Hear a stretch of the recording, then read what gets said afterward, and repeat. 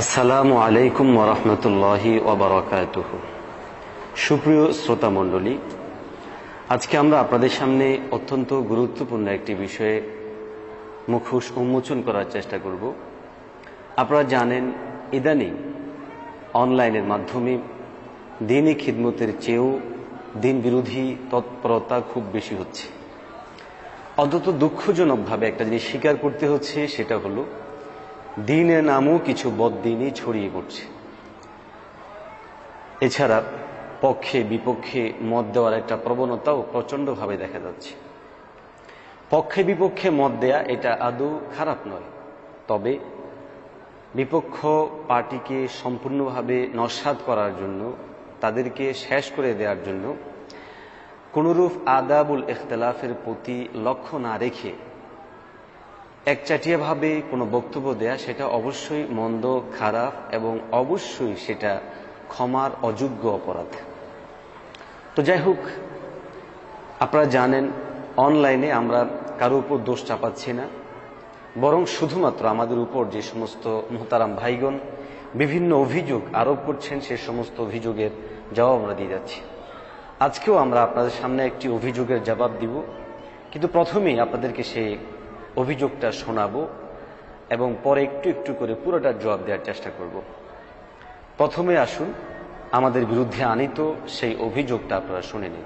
যদি অন্যায়ের প্রতিবাদ না করি, ন্যায় কথাটা যদি তুলে না ধরি, জেনে শোনার পরও যদি আমরা এই কাজটি না করি, তাহলে আমরা যত বড়ই মুসলমান হই, যত বড়ই নামাজি হই, কিন্তু কোরআন এবং হাদিসের পরিভাষায় কিন্তু কাফের, সত্য গোপনকারীও কাফের।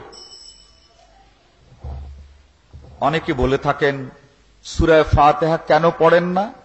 বলে, ভাই এটা হানাফি মযহাবে নাই, তো আমরা মযহাব মানি, তাই কিন্তু আমরা সূরা ফাতিহা পড়ি না। অনেকে কিন্তু সরলভাবে উত্তর দেন, এর ভিতরে আলেম ওলামারাও আছেন। সত্যই কি এটা হানাফি মযহাব? হানাফি মযহাবের সবচেয়ে বৃহত্তর কিতাব ফিকর, তার 120 নম্বর পৃষ্ঠায় রয়েছে সূরা ফাতিহা সম্পর্কে, ওয়া হুয়া রুকনুম মুশতারিকুম বাইনাহুমা।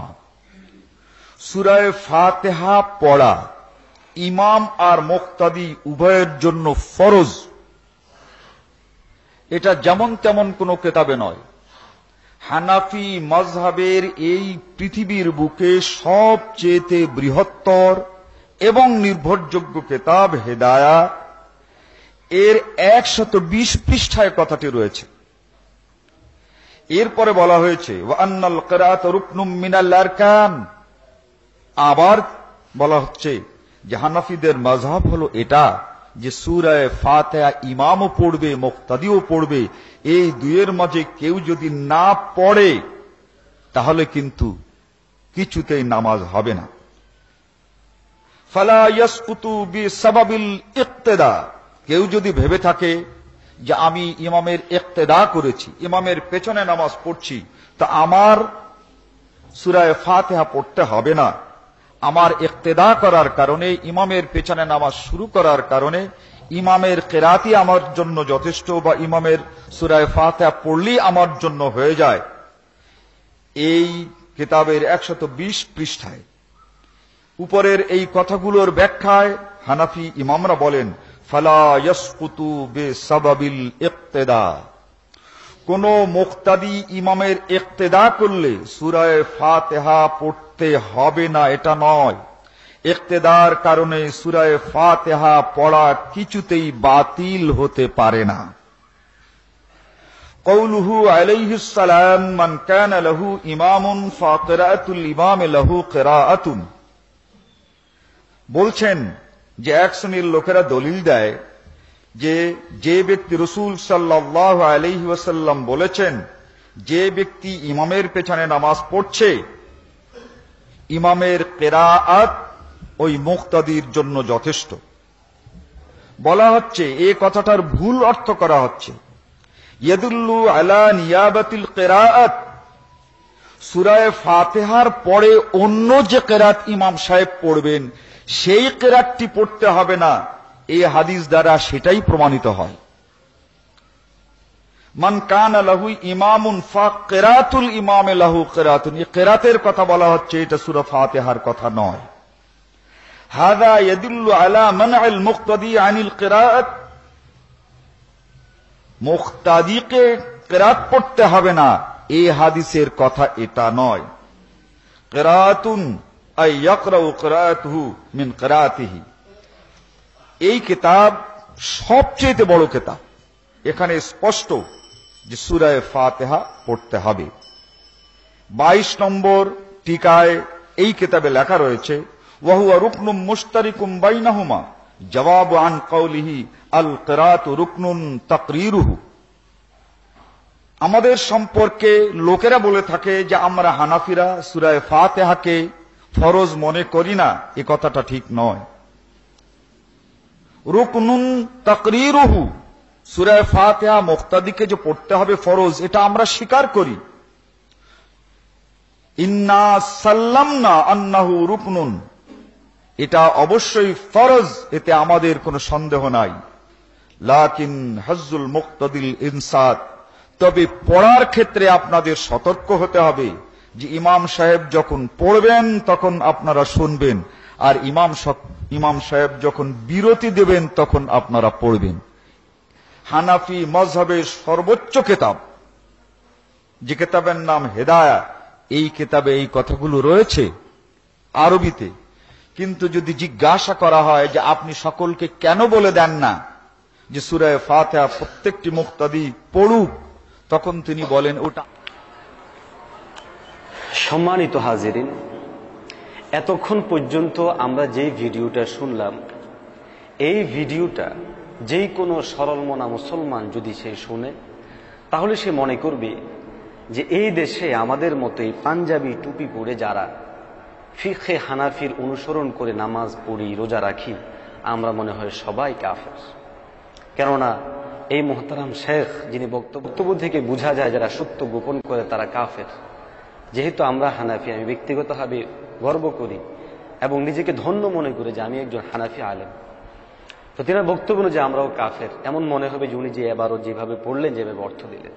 তো সুপ্রিয় শ্রোতা, পুরোটার একসাথে জবাব দিলে আপনারা হয়তো বুঝবেন না, এই জন্য আমি একটু একটু করে অংশ আপনাদেরকে আবারও শোনাবো, আবারও উত্তর দিব।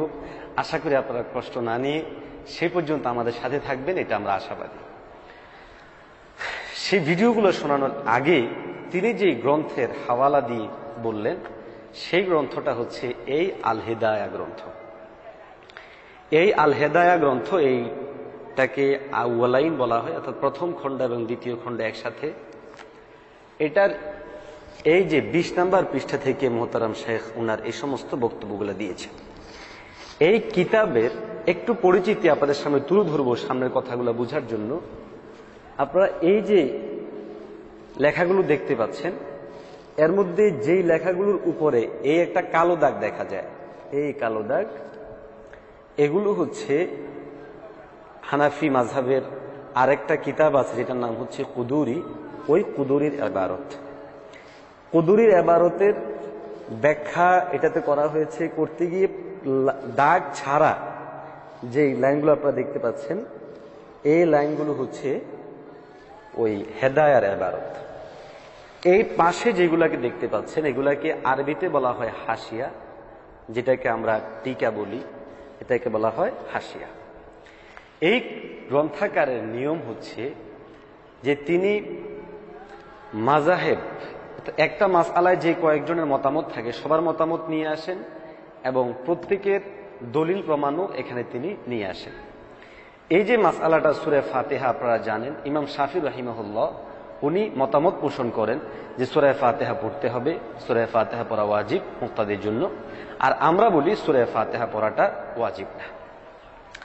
এখন আসুন আমরা প্রথমেই মুহতারাম বক্তব্যগুলো শুনি। প্রথম, মাযহাবের সবচেয়ে বৃহত্তর কিতাব ফিকর, তার 120 নম্বর পৃষ্ঠায় রয়েছে সূরা ফাতিহা সম্পর্কে, ওয়া হুয়া রুকনুম মুশতারিকুম বাইনাহুমা। সূরা ফাতিহা পড়া ইমাম আর মুক্তাদি উভয়ের জন্য ফরজ। এটা যেমন তেমন কোনো কিতাবে নয়। হানাফি মাজহাবের এই পৃথিবীর বুকে সবচেয়ে বৃহত্তর এবং নির্ভরযোগ্য কিতাব হেদায়া, এর 120 পৃষ্ঠায় কথাটি রয়েছে। সুপ্রিয় শ্রোতা মণ্ডলী, আপনারা যে বক্তব্য শুনলেন, এখানে তিনি এবারত উল্লেখ করলেন ওয়াহুয়া রুকনুন মুশতারিকুম বাইনাহুমা। তিনি অর্থ করলেন সূরা ফাতিহা পড়া ইমাম মুক্তাদি উভয়ের জন্য ফরজ। আমি মোহতারাম সাহেবকে বলবো, এটা হচ্ছে ওনার প্রথম ভুল। এখানে ফরজুন শব্দটা নেই, এখানে আছে ওয়াহুয়া রুকনুন, যেটা এমন একটি রুকুন বা আমলের যোগ্য আমল, মুশতারিকুন যৌথ, বাইনাহুমা অর্থাৎ মুক্তাদি এবং ইমাম উভয়ের মাঝে যৌথ এই আমলটা। এটা ছিল এটার সহজ ব্যাখ্যা। কিন্তু মোহতারাম ভাই তিনি এটার ব্যাখ্যা তর্জমা করলেন, অনুবাদই করলেন যে সূরা ফাতিহা পড়া ইমাম মুক্তাদি উভয়ের জন্য ফরজ। এই এবারটা এসেছে মূল কিতাবের মধ্যে, এই যে আপনারা দেখতে পাচ্ছেন ওয়াহুয়া রুকনুন মুশতারিকুন বাইনাহুমা। এই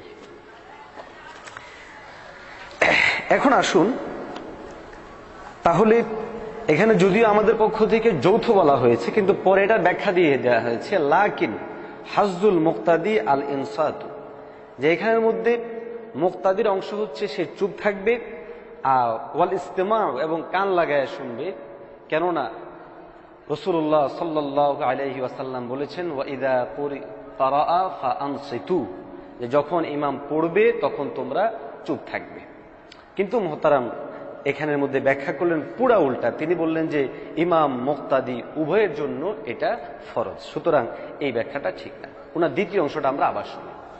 এরপরে বলা হয়েছে ওয়া আন্নাল কিরাআত রুকনুম মিনাল আরকান, আবার বলা হচ্ছে যে হানাফিদের মাযহাব হলো এটা যে সূরা ফাতিহা ইমামও পড়বে মুক্তাদিও পড়বে, এই দুইয়ের মাঝে কেউ যদি না পড়ে তাহলে কিন্তু কিছুতেই নামাজ হবে না। দ্বিতীয় অংশে তিনি বললেন আন্নাল কিরাআতা রুকনুম মিনাল আরকান, আর এটা তর্জমা করলেন সূরা ফাতিহা ইমাম ও মুক্তাদি উভয়ে পড়বে, এই দুইয়ের কেউ না পড়লে কারো নামাজ হবে না। আসলে এই তর্জমাটা সঠিক না।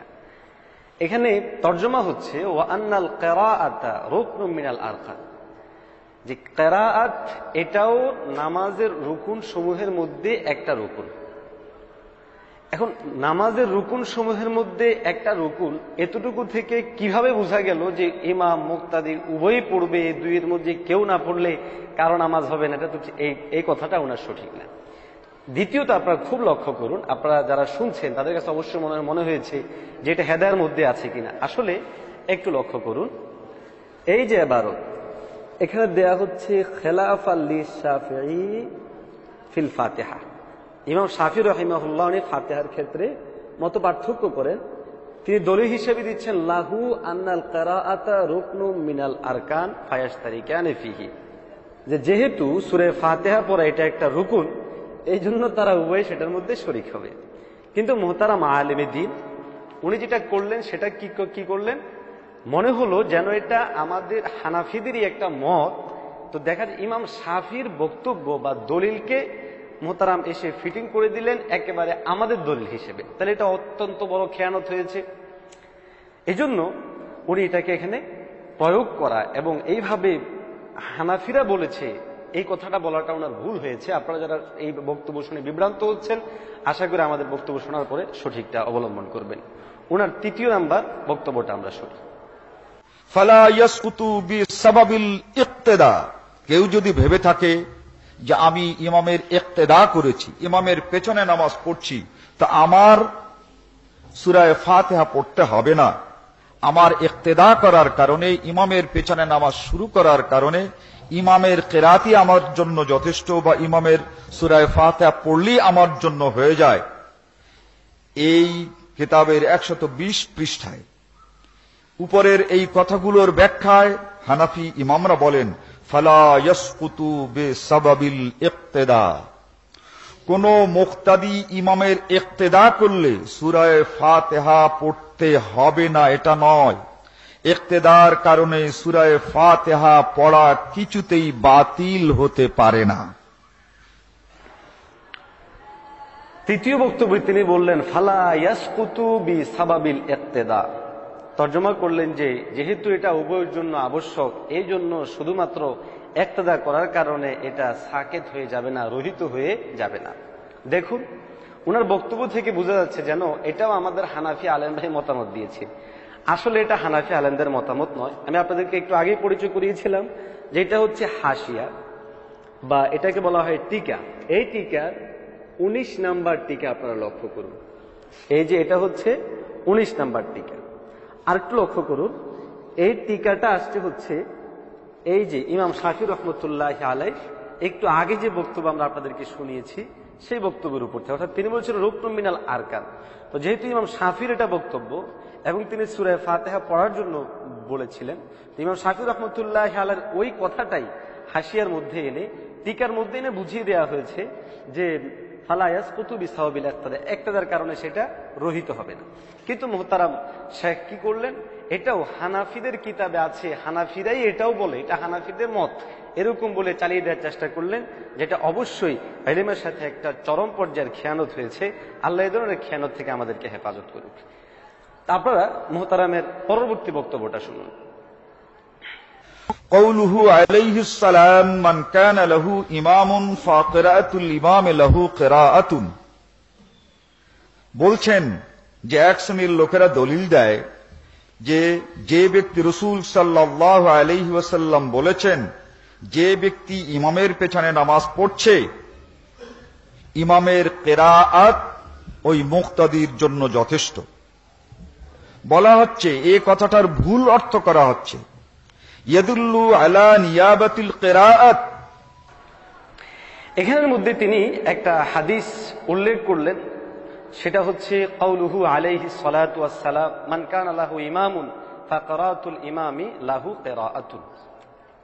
এখানে তিনি তর্জমা কি করলেন, বলছেন এক শ্রেণীর লোকেরা দলিল দেয় এই হাদিস দিয়ে যে আমাদের উপর সূরা ফাতিহা পড়া ফরজ নয়, তাদের এই ধরনের দলিল দেওয়াটা এই হাদিস থেকে ঠিক হবে না।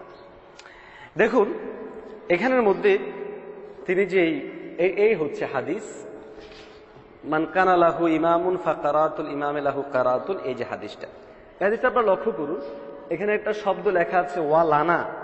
এখানে লানা থেকে উদ্দেশ্য হচ্ছে আমাদের হানাফিরা, আমাদের হানাফিদের মতামত, আমরা এখান থেকে দলিল দিচ্ছি হাদিস দিয়ে। এরপরে দেখুন তিনি কি করলেন, এটা দ্বারা বললেন যে কেউ কেউ মনে করে যে এই হাদিস দিয়ে আমরা এটা করি না, বরং এই হাদিস থেকেই বোঝা যায় যে এই সূরা ফাতিহাটা পড়তে হবে। এই জন্য তিনি পরবর্তী বক্তব্যটা দিলেন, ওইটা বক্তব্যটা শুনুন। বলা হচ্ছে এই কথাটার ভুল অর্থ করা হচ্ছে, ইয়াদুল্লু আলা নিয়াবাতিল কিরাআত, সূরা ফাতিহার পরে অন্য যে কিরাত ইমাম সাহেব পড়বেন সেই কিরাতটি পড়তে হবে না, এই হাদিস দ্বারা সেটাই প্রমাণিত হয়। ইনি বক্তব্যে কি বললেন যে ইয়াদুল্লু আলা নিয়াবাতি কিরাআতিল ইমামি আন কিরাআতিল মুক্তাদি। এবার পুরোটা ঠিক না পড়লেও তর্জমাটা করেছেন একেবারে উল্টা। কি করলেন যে সূরা ফাতিহার পর অন্য যেই কিরাআত ইমাম সাহেব পড়বেন তা পড়তে হবে না, এই হাদিস দ্বারা সেটাই প্রমাণিত হয়। অর্থাৎ সূরা ফাতিহাটা পড়তে হবে, এটা ওই হাদিস দিয়ে প্রমাণিত হয়। হাদিস থেকে প্রমাণিত কি হয়, ইয়াদুল্লু আলা নিয়াবাতি কিরাআতিল ইমাম আন কিরাআতিল মুক্তাদি। এবং তিনি দাবি করলেন যে কিরাআত বলতে এখানে সূরা ফাতিহাকে বোঝানো হয় না, কিরাআত বলতে বোঝানো হয় সূরা ফাতিহার পর যেটা পড়া হয় সেটা। একটু লক্ষ্য করুন এখানের মধ্যে এই যে হাদিসের উপরে 21 নাম্বার হাসিয়া টেনে এখানের মধ্যে পরিষ্কার ভাষায় এই বক্তব্যটা দেওয়া হয়েছে, যেটা দ্বারা আসলে মূলত এটা আমাদের বক্তব্য নিয়াবাত, অর্থাৎ ইমামে কেরাত পড়লেই, যেহেতু সূরা ফাতিহাটাও কেরাতের অংশ, কেরাত পড়লে যেরকম সেটা যথেষ্ট হয়ে যায়, অনুরূপ ভাবে সূরা ফাতিহাটাও যথেষ্ট হয়ে যাবে। কিন্তু তিনি এই ব্যাখ্যাটা না করে করলেন এটার পরিপূর্ণ উল্টা ব্যাখ্যা। এরপরে তিনি বললেন হাযা ইয়াদুল্লু আলা মানইল মুক্তাদি আনিল কিরাআ, যেটা কি কেরাত না পড়া থেকে আমাদেরকে এই নিষেধ করে এরকম কিছু, আসলে এটা বললেন। তো এনার এই বক্তব্যটাও ঠিক না, বরং এই হাদিস থেকে বোঝা যায় যে ইমামের কিরাআত মুক্তাদির কিরাআতের জন্য যেরকম যথেষ্ট, সূরা ফাতিহাটাও ইমাম যেটা পড়েন সেটা তার জন্য যথেষ্ট হয়ে যাবে। তারপরে ওনার পুরা বক্তব্য শেষ বক্তব্যটা আপনারা একটু শুনে নিন। নম্বর টিকায় এই কিতাব লেখা রয়েছে ওয়াহুয়া রুকনুম মুশতারিকুম বাইনাহুমা জবাব আন কওলিহি আল কিরাতু রুকনুন তাকরিরুহু। আমাদের সম্পর্কে লোকেরা বলে থাকে যে আমরা হানাফিরা সূরা ফাতিহাকে ফরজ মনে করি না, এই কথাটা ঠিক নয়। রুকনুন তাকরিরুহু, সূরা ফাতিহা মুক্তাদিকে যে পড়তে হবে ফরজ, এটা আমরা স্বীকার করি। ইন্না সাল্লামনা আন্নাহু রুকনুন, এটা অবশ্যই ফরজ, এতে আমাদের কোনো সন্দেহ নাই।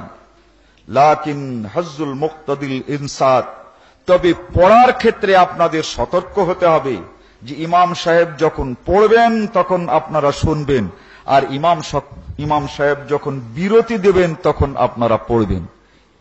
হানাফি মযহাবের সর্বোচ্চ কিতাব, যে কিতাবের নাম হেদায়া, এই কিতাবে এই কথাগুলো রয়েছে আরবিতে। কিন্তু যদি জিজ্ঞাসা করা হয় যে আপনি সকলকে কেন বলে দেন না যে সূরা ফাতিহা প্রত্যেকটি মুক্তাদি পড়ুক, তখন তিনি বলেন, তিনি এখানে বললেন 22 নম্বর টিকায় রয়েছে ওয়াহুয়া মুশতারাকুম বাইনাহুমা। আমি আপনাদেরকে 22 নম্বর টিকাটা এখানেই দেখাচ্ছি। এই যদি এই হেদায়া গ্রন্থের কথা উনি বলে থাকেন, তাহলে এই হচ্ছে ওয়া আলাইহি ইজমাউল উম্মাহ, যে সূরা ফাতিহাটা যে কেরাত, ইমামের কেরাত যেহেতু মুক্তাদিরও কেরাত, আর এই ব্যাপারে সবাই একমত, বিধে আমরা ইজমা দিয়ে দলিল দিয়েছিলাম যে আলাদাভাবে কোনো কেরাত পড়তে হবে না। এখানে তিনি 22 নম্বর হাসিয়া দিয়ে এবারত পড়লেন ওয়াহুয়া মুশতারিকুম বাইনাহুম। এই এবারতটা 22 নম্বর হাসিয়া আপনারা লক্ষ্য করুন, 22 নম্বর টিকায়, এই যে 22 নম্বর টিকা, এই 22 নম্বর টিকার কোথাও এই এবারতটা উল্লেখ করা নেই, বরং এটা আল্লাহ না করুক হয়তো তিনি এখানে মিথ্যার আশ্রয় নিয়েছেন, উনি এখানে সত্যকে পাশ কাটিয়ে গিয়েছেন। এরপরে তিনি যে কথাগুলো বললেন যে জওয়াবুন আন কওলিহি তাকরিরুহু, যে এখানে তিনি জওয়াবুন আন কওলিহি তাকরিরুহু তরজমা যেভাবে করলেন সেটা কি, যে আমাদের সম্পর্কে লোকেরা বলে থাকে আমরা হানাফিরা সূরা ফাতিহা ফরজ মনে করি না, এই কথাটা ঠিক নয়। এরপরে বললেন রুকনুন তাকরিরুহু, সূরা ফাতিহা মুক্তাদির পড়তে হবে, এটা আমরা স্বীকার করি। এরপরে এটার হাসিয়ে থেকে তারপরে তিনি কি আবার বললেন ইন্না সাল্লামনা আন্নাহু রুকনুন লাকিন হাজ্জুল মুক্তাদি আল ইনসাতু, যে সূরা ফাতিহা ফরজ এটা আমাদের কোনো সন্দেহ নাই, তবে পড়ার ক্ষেত্রে আপনার সতর্ক থাকতে হবে। ইমাম সাহেব যখন পড়বেন তখন আপনারা শুনবেন, আর ইমাম সাহেব যখন বিরতি দিবেন তখন আপনারা পড়বেন। তো এইভাবে যদি কেউ ইবারত পড়ে তর্জমা করে, আমি নিজে পর্যন্ত 5 বার এটা শুনতে হয়েছে। আমার একজন ছাত্র ভাই কিন্তু আমি 2-3 বার এটা শুনিয়েছি যে এখানে কি বলে বলছেন, মানে আমরাই আশ্চর্য হয়ে গেছি যে এরকম এক ইবারত, এরকম কথা হেদায়া শরীফের মধ্যে আছে, এটা তো বিশ্বাসই করা যায় না। এরপরে কিতাব খুলে দেখলাম আল্লাহু আকবার কাবীরা, এত বড় খেয়ানত কিভাবে সম্ভব দেখুন। যে ইবারত তিনি যেটা বললেন যে জওয়াবুন আন কওলিহি তাকরিরুহু, এটা মূলত হাসিয়ার মধ্যে রয়েছে, যেটা হচ্ছে এই যে 24 নম্বর হাসিয়া। অর্থাৎ ইমাম শাফি রাহিমাহুল্লাহ যে ওয়াহুয়া মুশতারিকুন বলে প্রশ্ন করেছিলেন, এই প্রশ্নের উত্তরে আমাদের পক্ষ থেকে যেই যুক্তি দিয়েছিলেন ওইটার উত্তর আমাদের পক্ষ থেকে দেওয়া হয়েছে। এটা মূল ইবারতের মধ্যে ওয়া রুকনুন মিনাল আরকান, এখান থেকে যে রুকনুন মুশতারিক, যে আপনিও রুকুন মানেন আমরাও রুকুন মানি, তবে আমরা বলি যে রুকুনটা মুশতারিক, যৌথ, মানে ইমাম একটা পড়বে আর মুক্তাদি আরেকটা পড়বে, রুকুন না, বরং এক্ষেত্রে ইমামের আমল হচ্ছে পড়া, মুসল্লির আমল হচ্ছে শোনা। এভাবে আমাদের এখানে ব্যাখ্যাটা করা হয়েছে, কিন্তু তিনি সেই ব্যাখ্যা না করে পরিপূর্ণভাবে এমন ভাবে এটার ব্যাখ্যা করলেন। আর বড় আশ্চর্য বিষয়, অডিও আলোচনা, অডিওটাকে ভিডিও আকারে ইউটিউবে দিয়েছেন, যার জন্য বোঝা যাচ্ছে না উনি কি কিতাব থেকে বলছেন না হাসিয়া থেকে বলছেন, শুধু কতগুলো আওয়াজ শোনা যাচ্ছে। তো আওয়াজগুলো তিনি যদি এইভাবে বলতেন যে এটা আছে হাসিয়া বা টিকার মধ্যে, এই মতামতটা হচ্ছে ইমাম শাফির, এই যুক্তিটা হচ্ছে ইমাম শাফির, ইমাম শাফি রাহিমাহুল্লাহ এই যুক্তির আলোকে তিনি এটা এইভাবে বলেছেন, তাইলে হয়তোবা অনেকে সন্দেহ সংশয়ের মধ্যে পড়তো না।